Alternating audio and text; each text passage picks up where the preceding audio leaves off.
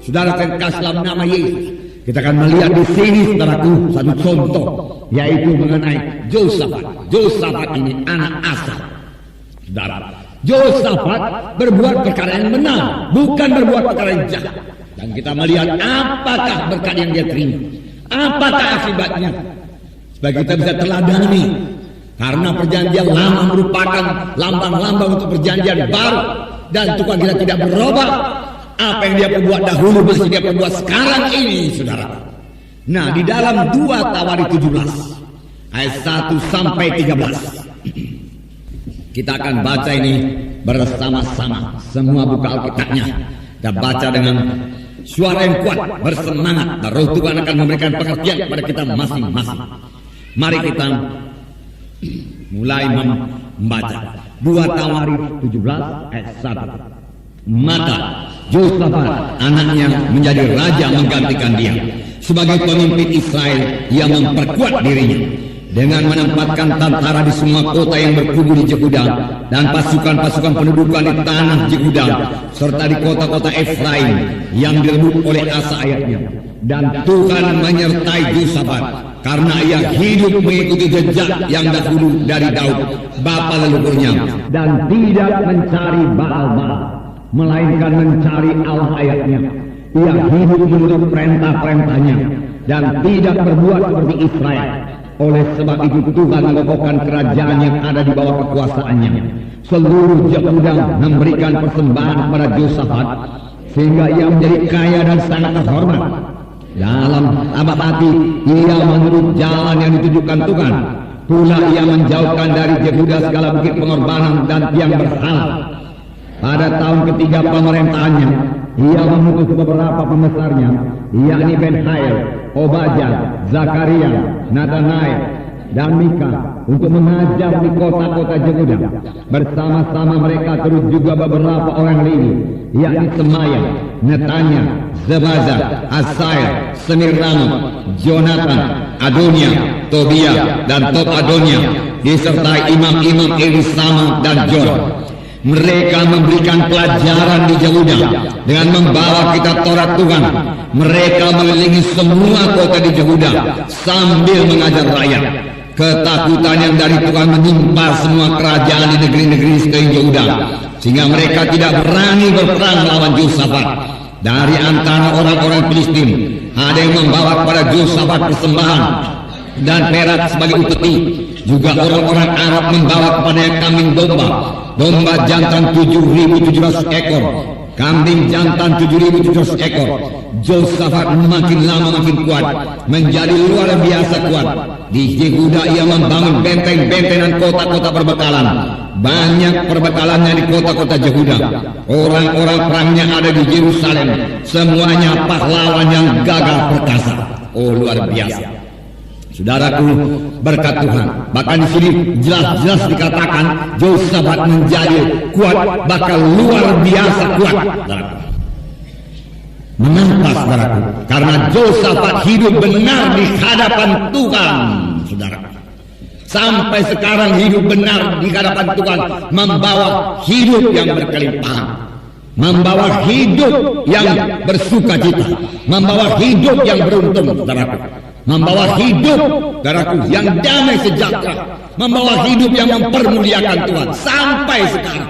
Jikalau kita hidup benar di hadapan Tuhan, saudara, sama sebagaimana Yosafat hidup benar di hadapan Tuhan. Dan firman Tuhan berkata, Yosafat berbuat hal-hal yang baik di mata Tuhan. Kita tadi membaca Yosafat mengikuti jejak Daud bapa leluhurnya. Tentunya dalam hal Daud, bagaimana Daud mengasihi Tuhan, Yosafat mengikutinya. Bagaimana Daud menyembah Tuhan, Yosafat mengikutinya. Bagaimana Daud beribadah kepada Tuhan, Yosafat mengasihinya. Bagaimana Daud memuji-muji Tuhan, Yosafat mengikutinya. Saudaraku, bagaimana Daud mengasihi Tuhan, saudaraku, merindukan Tuhan, saudaraku, diikuti oleh Yosafat, saudaraku. Tentunya bukan dalam hal Daud berbuat zina dengan Batseba, saudaraku. Dan oleh sebab itu saudara, Yosafat diberkati Tuhan, saudara. Firman Tuhan juga berkata, ia tidak mencari Baal, ia tidak menyembah Baal-Baal, ia tidak ada sangkut paut dengan Baal. walau bangsa-bangsa di sekelilingnya menyembah para Baal. Dan sudah banyak raja-raja Israel dan Yehuda yang terikut pada penyembahan Baal. Yosafat sama sekali potong tahu. Tidak bisa, tidak ada. Kami sangkut paut dengan Baal. Kami mempunyai Tuhan yang hidup. Dia katakan, yang meruntuhkan tiang-tiang berhala, mesbah-mesbah Baal, dihancurkannya semuanya, saudaraku. Sama seperti yang diperbuat oleh ayahnya Asa, saudaraku. Dia mencari Allah ayahnya Asa. Saudaraku, ayahnya bernama Raja Asa. Saudaraku, Raja Asa ini pun saudaraku takut akan Tuhan, berbuat perkara yang baik buat Tuhan, saudaraku. Dan hasilnya saudaraku luar biasa diberkati Tuhan. Kalau mari saya bacakan sebentar kepada saudara 2 Tawarikh 14 ayat 2 mulai. Saya baca dengan cepat, perhatikan. Ini ayah daripada Yosafat. Ayahnya juga saudaraku sudah mengikuti Tuhan. Ayahnya juga tidak mau menyembah para Baal, maka meruntuhkan penyembahan Baal. Ayat 2 Tawarikh 14. Asa melakukan apa yang baik dan yang benar di mata Tuhan Allahnya. Ia menjauhkan mesbah-mesbah asing dan bukit-bukit pengorbanan, memecahkan tugu-tugu berhala dan menghancurkan tiang berhala. Nah, lihatlah di sini, ia menjauhkan mesbah-mesbah asing, bukit-bukit pengorbanan, tugu-tugu berhala, tiang-tiang berhala, hancurkan semua. Tidak ada kompromi. Demikian seharusnya hidup anak-anak Tuhan. Tidak ada sangkut paut, tidak ada kontak dengan upacara-upacara kegelapan. Ayat 4. Ia memerintahkan orang Yehuda supaya mereka mencari Tuhan, Allah nenek moyang mereka, dan mematuhi hukum dan perintah.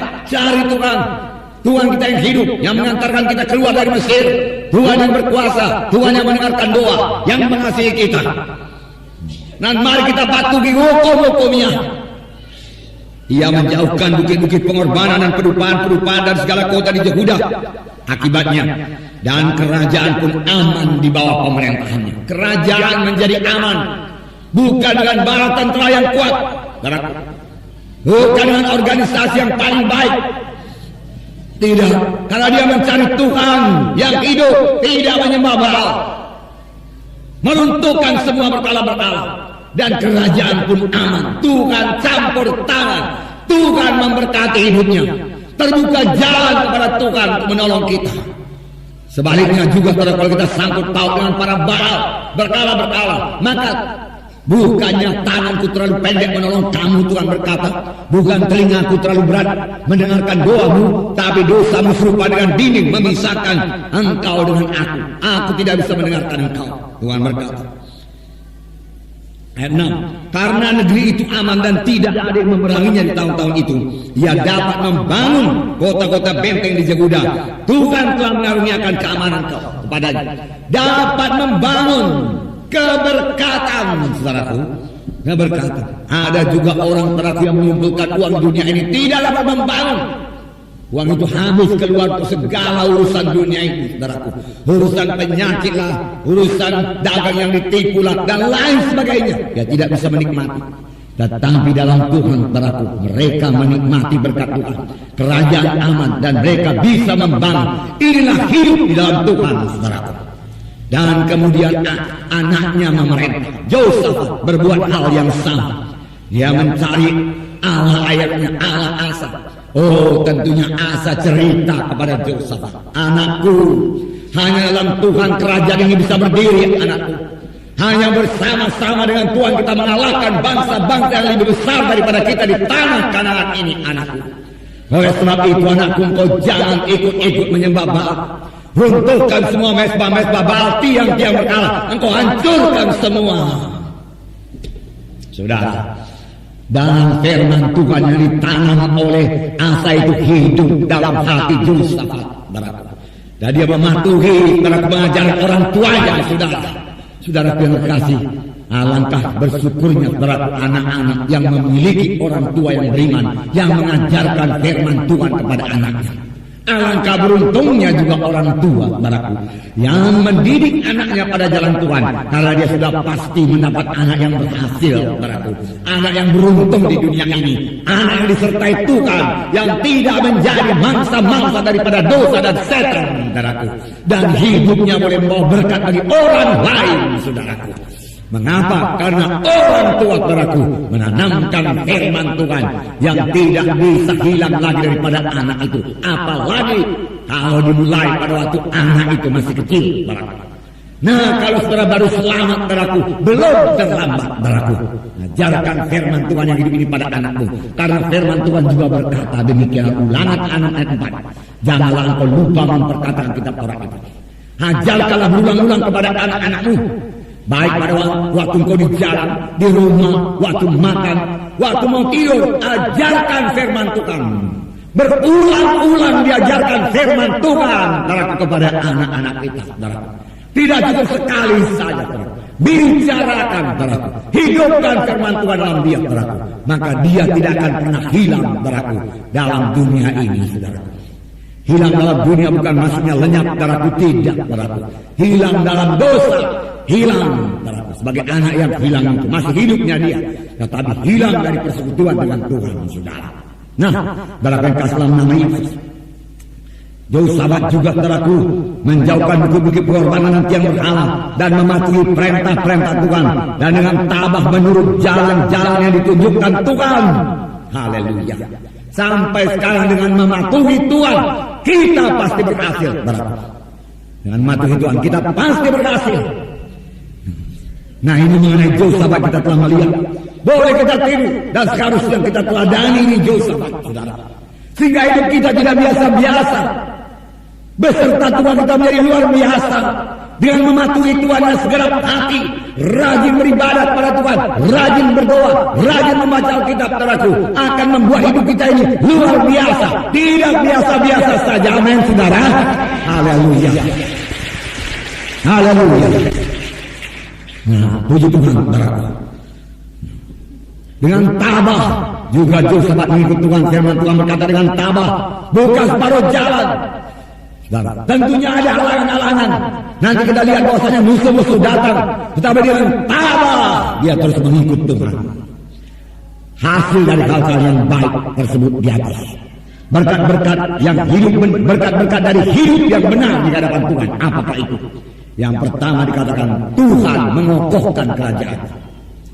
Tuhan meneguhkan kerajaan. Tuhan campur tangan, Tuhan memerintah. Karena Yosafat mengizinkannya memerintah atas hidup dan kerajaannya. Adakah kita mengizinkan Tuhan memerintah atas hidup kita, saudaraku, dan keluarga kita, saudara? Apakah kita membela kebenaran Tuhan dengan berani di tengah-tengah keluarga kita, terutama kaum bapa sebagai kepala keluarga, saudaraku? Saudara harus membela kebenaran Tuhan, saudaraku, di tengah-tengah keluarga saudara. Dan firman Tuhan berkata, Tuhan mengokohkan kerajaannya. Dan bukan hanya itu, firman Tuhan berkata, Yosafat menjadi kaya dan sangat terhormat, Ini memang kehendak Tuhan dari mulanya bagi bangsa Israel, bagi bangsa pilihan Tuhan. Saudara, tentunya Tuhan mau bangsa pilihannya tidak biasa-biasa saja. Kalau kita biasa-biasa saja, bagaimana kita melayani dunia ini? Kamulah terang dunia, firman Tuhan berkata. Kamulah saksi-saksi, Tuhan berkata. Di dalam Tuhan kita menjadi luar biasa. Tuhan menjadikan kita luar biasa. Tuhan campur tangan hidup kita. Oleh sebab itu Tuhan yang segenap hati saudara. Tidak ada campur baur dalam kuasa gelap.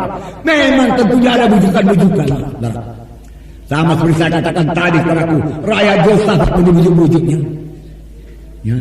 Boleh jadi seorang pemuda suka kepada anak gadis seorang Filistin, saudaraku. Dan anak gadis berkata, marilah kita berumah tangga, tetapi engkau ikutlah Allahku, marilah menyembah Baal.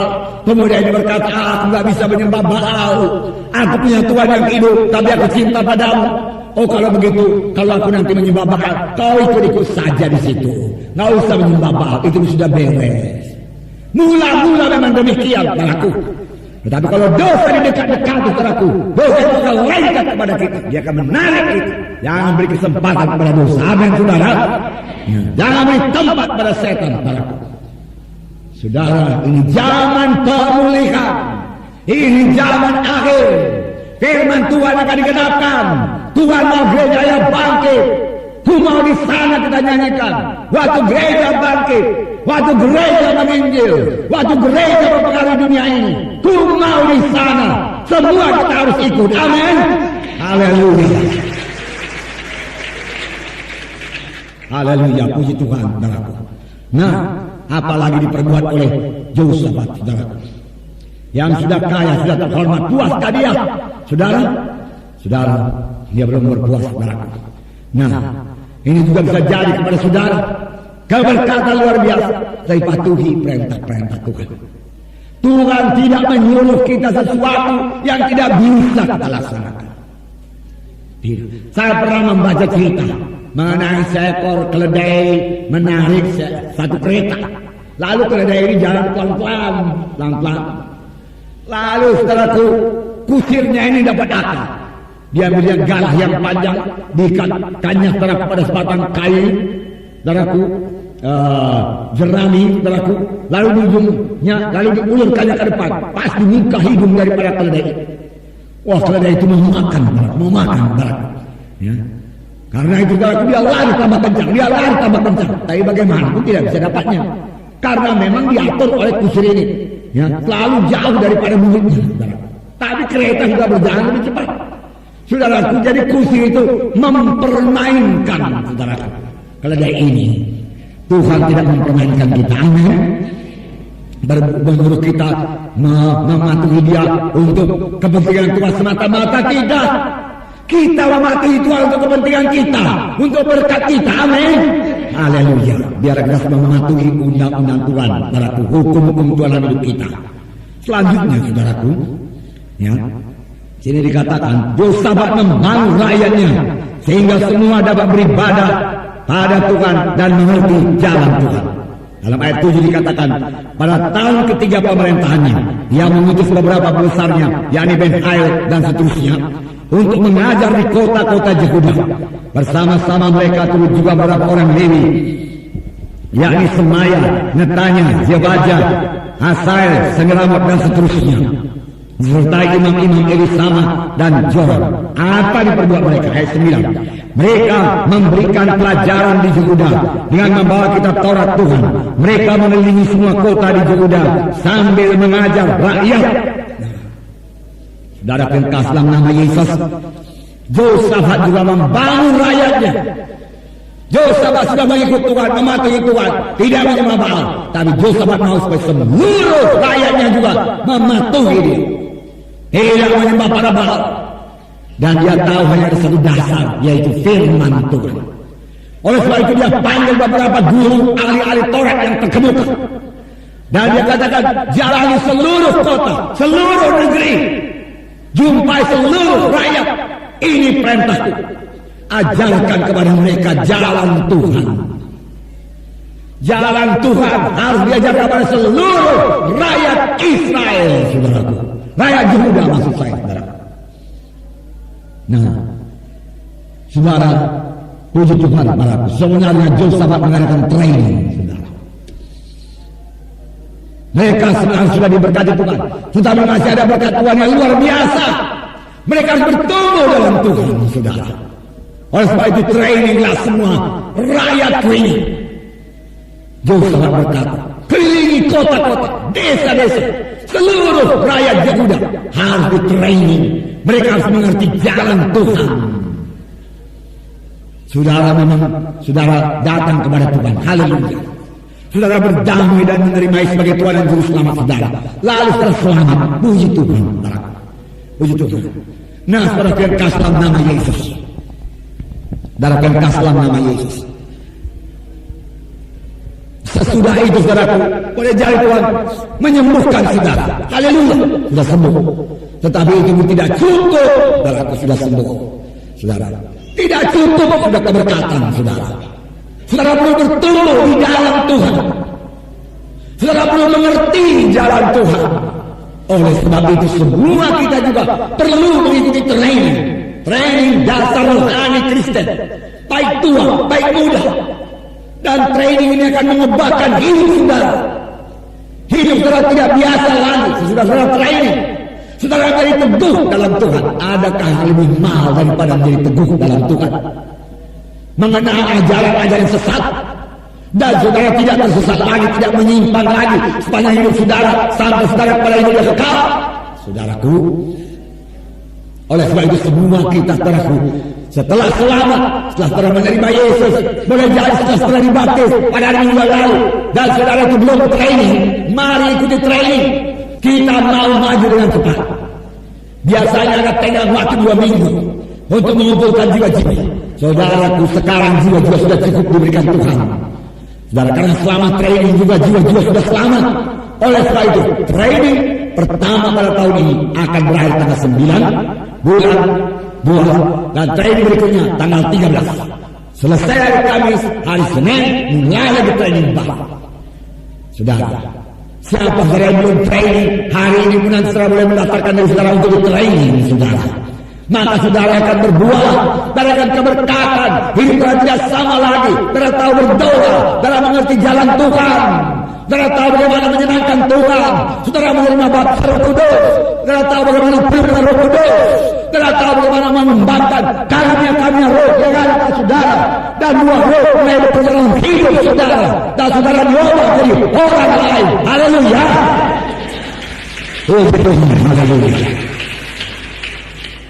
Puji Tuhan. Jadi ikuti training, saudaraku. Nah, sesudah Yehoshafat saudaraku menyuruh seluruh bangsa yang di training, berkatnya bertambah-tambah lagi. Saya bacakan kepada saudara. Ya. Akibatnya, bangsa-bangsa lain takut akan Yehuda dan tidak berani menyerang. Takut. Mengapa mereka takut? Mereka tahu ada Allah di tengah-tengah orang ini. Oh, mereka ini sudah bersatu. Mereka semua tahu berdoa. Lebih baik kita jangan menyerang mereka. Nanti mereka berdoa, Allahnya turun, dan kita dikalahkan oleh Allahnya mereka. Mereka takut. Mereka tahu saudaraku ada Allah di tengah-tengah mereka. Mengapa? Karena mereka melihat perubahan hidup orang Yehuda setelah di training. Bangsa lain jadi takut. Dan training itu juga mempersatukan saudaraku orang-orang Yehuda semua, sehingga mereka bersatu. Orang lain takut, bangsa lain takut, saudaraku. Ini juga berkat training. Haleluya, saudara. Nah, saudara yang kasih dalam nama Tuhan Yesus. Kemudian apalagi yang terjadi, saudaraku? Di sini dikatakan bangsa-bangsa lain memberi upeti kepada Yehuda, membawa upeti, membawa persembahan. Dan sudah baca tadi, saudaraku, bahwasanya orang Filistin ada yang membawa pada Yehoshafat persembahan perak emas sebagai upeti. Orang Arab membawa kambing, domba, lembu, jagal sekian 7.700 ekor. Begitu banyak mereka beri persembahan karena mereka tahu ada Allah di tengah-tengah orang Yehuda. Dan firman Tuhan berkata, saudaraku, siapa yang memberkati umatku, aku pun memberkati dia. Mereka memberkati, saudaraku, umat Yehuda, saudaraku, mereka pun keberkatan, saudara. Itu janji Tuhan kepada Abraham. Saudara, bangsa lain yang melihat Yehuda disertai Tuhan membawa upeti ke sana, membawa persembahan emas, perak, keledai, kambing, domba, dan lain sebagainya. Hanya karena mereka tahu ada Allah di tengah-tengah mereka, yang mereka sendiri tidak bersekutu dengan Allah yang hidup. Mereka menjadi takut. Saudaraku, apalagi kita ini, saudaraku. Nah, seharusnya kita sudah berani memberikan persembahan yang layak buat Tuhan. Amin, saudara. Nah, Tuhan hanya minta 10% daripada kita, persepuluhan. Bukan karena Tuhan kekurangan uang, saudaraku, bukan. Saya beritakan satu rahasia kepada saudara. Kalau saudara mulai memberikan persepuluhan, maka berkat Tuhan dari firman Tuhan yang berkata, langit terbuka dan aku mencurahkan berkat yang berkelimpahan kepadamu. Itu pasti genap. Tuhan tidak mempermainkan kita. Dan saudara terus memberikan persepuluhan. Dan saudara kalau heran melihat bahwasanya persepuluhan saudara dari minggu ke minggu, atau dari bulan ke bulan, saudaraku, bertambah-tambah dengan luar biasa. Mengapa persepuluhannya bertambah? Karena berkatnya bertambah. Itu tidak bisa selek, tidak bisa miss, saudara, tidak bisa miss. Jangan tutup berkat Tuhan pada saudara. Mari ikut berbuat perkara yang besar buat Tuhan, saudara. Janganlah menghadap hadiratku dengan tangan yang kosong, buku keluaran berkata, saudara. Beri persembahan, saudara, kepada Tuhan, saudaraku. Memang kalau persepuluhan ini sudah menjadi milik Tuhan, jangan ambil, saudaraku. Dengan sukacita siapkan dari rumah, saudaraku, dan berikan kepada Tuhan, saudara. Itu milik Tuhan, saudara. Jangan curi uang Tuhan, saudara. Betapa indahnya, saudara. Itu tanda kita mematuhi Tuhan. Dosa apakah yang pertama diperbuat Adam dan Hawa? Dosa mengambil milik Tuhan. Pokoknya di tengah taman ini jangan kamu ambil buahnya. Kamu ambil, kamu mati. Seolah-olah memang Tuhan berkata, jangan kamu sentuh, ini milikku, yang lainnya milikmu. Mereka ambil milik Tuhan. Mereka jatuh. Mereka tidak mengakui firman Tuhan, daulat kuasa Tuhan atas hidup mereka. Dan mereka jatuh kepada dosa. Dan akibatnya menyedihkan. Keberatan, kesusahan sampai sekarang ini, saudaraku. Penderitaan sampai sekarang ini. Tetapi Tuhan membuka jalan kembali melalui Yesus. Kita datang kembali kepada Tuhan. Tapi dia cuma datang. Kita perlu mematuhi hukum-hukumnya. Amin, saudara. Dengan mematuhi hukum-hukum Tuhan, hidup kita keberkatan. Nah, kalau kita baca lagi, saudaraku, ayat 12, Yosafat makin lama makin kuat. Nah, tidak biasa-biasa, ya. Yosafat makin lama makin kuat, menjadi luar biasa kuat. Perkataan luar biasa dikatakan. Bukan kuat biasa saja, karena mencari Tuhan dengan segala hatinya. Dia membangun di Yehuda, ia membangun benteng-benteng dan kota-kota berbekalan. Banyak perbekalan dari kota-kota Yehuda. Lihatlah itu. Benteng-benteng bisa dibangun. Mengapa? Mereka punya uang untuk membangun benteng-benteng. Mereka punya kekuatan untuk membangun benteng-benteng. Mereka bersatu. Dan bukan hanya itu, saudara. Mereka membangun kota-kota perbekalan. Mengapa dibangun kota-kota perbekalan? Karena hidup seluruh rakyat sudah melimpah, saudara. Dan mereka memberi terus pada Yehuda, saudara. Sudah mereka pakai, saudaraku, hasil tanahnya, hasil ternaknya untuk kebutuhannya sehari-hari, saudaraku, untuk membangun rumahnya, saudaraku. Mereka sudah menjualnya, saudaraku, tapi masih ada berkelimpahan. Tinggal tetap sisanya yang bertimbun-timbun. Lalu Yosafat berkata, mari aku ambil semua, aku beli semua. Lalu dia bangun rumah-rumah perbekalan. Sebenarnya gudang-gudang perbekalan yang luar biasa besar, saudara. Sambil membangun benteng-benteng. Oh, luar biasa. Amin, saudara. Haleluya. Oh, haleluya. Nah, Tuhan juga menghendaki semua kita keberkatan.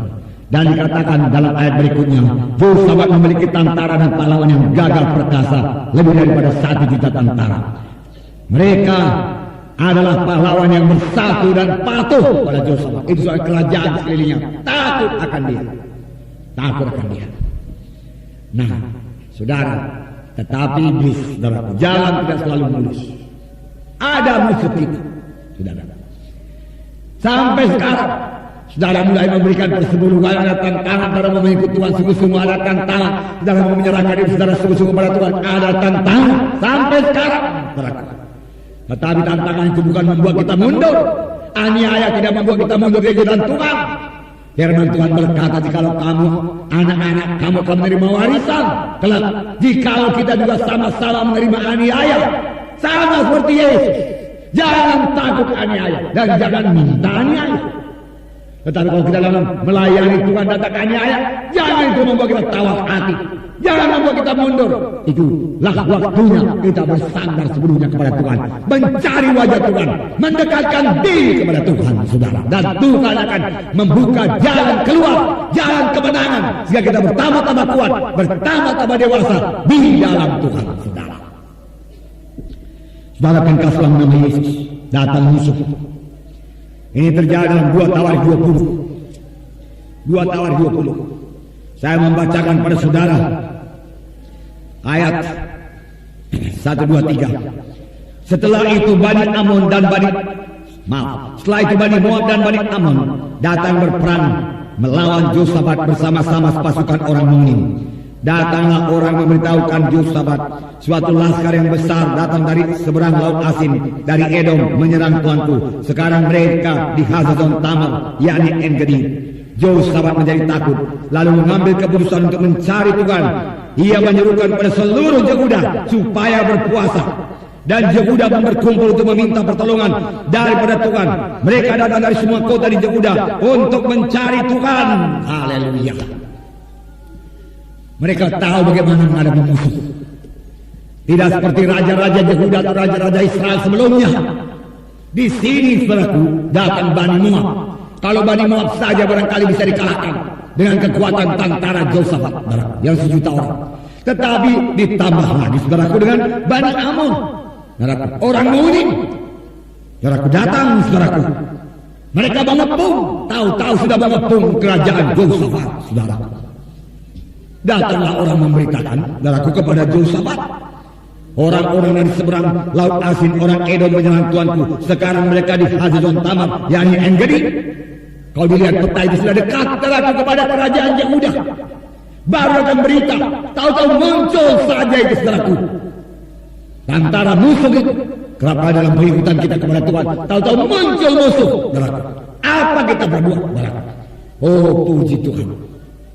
Reaksi pertama daripada Josafat, dia menjadi takut. Sebenarnya firman Tuhan mengatakan jangan takut. Memang Josafat takut, tapi takutnya tidak lama. Takutnya hanya sebentar. Dia tidak menjadi panik, saudaraku. Tidak terus jadi khawatir, tidak. Takutnya membawa dia datang kepada Tuhan. Haleluya. Takutnya membawa dia berlutut kepada Tuhan. Takutnya membawa dia mencari Tuhan. Bagaimana ini Tuhan? Kami sudah hidup benar di hadapan-Mu. Kami menjauhkan para Baal Asitoret. Kami meruntuhkan tiang-tiang berhala. Kami mematuhi hukum-hukum-Mu. Dan firman-Mu telah ditabur di seluruh kerajaan-Ku. Mengapa musuh bisa datang, Tuhan? Mengapa musuh bisa datang? Saudara, dan Roh Kudus memimpinkan mereka. Aku akan mengatasi mereka, anakku. Sampaikan doa kepadaku. Apa yang diperbuat Josafat? Sini dikatakan, Josafat menjadi takut, lalu mengambil keputusan untuk mencari Tuhan dan menyerukan pada seluruh Yehuda supaya berpuasa. Jalan yang benar. Dia tidak cari dukun, saudaraku. Tidak cari ajimat, saudaraku. Tidak cari orang pintar, saudaraku. Tidak cari pegangan, saudaraku. Tidak, saudaraku. Tidak minta bantuan kerajaan lain, saudaraku. Tidak, saudaraku. Tidak mencari bantuan kerajaan Mesir misalnya. Tidak, saudaraku. Dia mencari Tuhan dan menyerukan pada seluruh Yehuda untuk berpuasa. Mengapa seluruh Yehuda bisa berpuasa? Karena sudah diajari waktu training. Amin, saudaraku. Itu gunanya, saudaraku. Ya. Seluruh Yehuda ikut training. Rupanya ini ujian saja kepada Josafat, kepada Yehuda, kepada Josafat. Ujian saja yang akan menaikkan kelas mereka lagi. Yang akan membuat mereka lebih cinta kepada Tuhan. Yang akan membuat mereka lebih luar biasa lagi di hadapan Tuhan. Oh, haleluya. Tidak ada biasa-biasa mengikut Tuhan. Amin, saudara. Pandanglah satu hidup yang luar biasa, saudara. Puji Tuhan, saudara. Tuhan akan mengangkat saudara luar biasa. Dan ayat 4 berkata, dan Yehuda berkumpul meminta pertolongan daripada Tuhan. Mereka datang dari semua kota di Yehuda untuk mencari Tuhan. Mereka sudah beriman. Datang dari semua kota, seluruh Yehuda, untuk berdoa mencari Tuhan. Bukan menyusun strategi perang, bukan. Musuh sudah mengepung, saudaraku. Dia tahu dari timur, dari barat, utara, selatan, mulai tadi, saudaraku, tenggara, dan lain sebagainya, saudaraku. Josafat tidak berkata kau di sekian tentara di timur, sekian tentara di barat, sekian di benteng ini, sekian. Tidak. Kumpul semua orang Yehuda. Datang semua dari seluruh kota Yehuda. Kita cari Tuhan. Tuhan kita Tuhan yang besar. Dia Tuhan yang berperang. Amin, saudara. Puji Tuhan. Inilah jalan kemenangan bagi Josafat.